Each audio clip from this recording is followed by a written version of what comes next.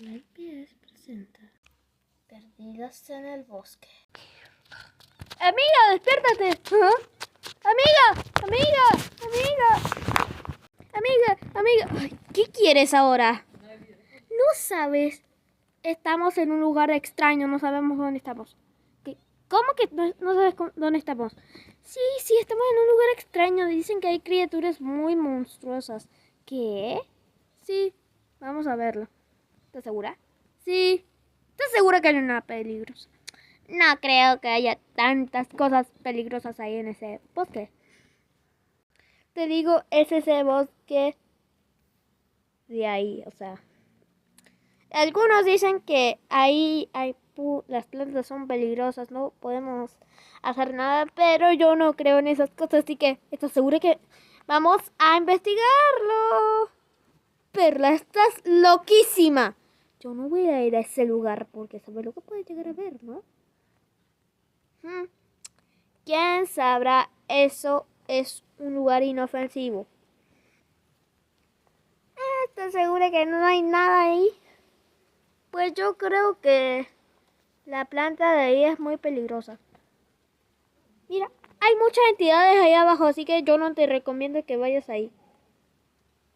No, voy a ir igual. ¡Estás loca! No estoy loca, pero ojalá que estaría loca porque no me importaría. ¿Qué?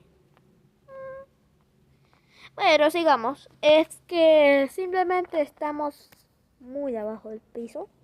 ¡Ay, se cayó! Pero dicen que no podemos hacer fuego. Pero hay tronquitos, mira. ¿Y qué tiene? Vamos a usar eso.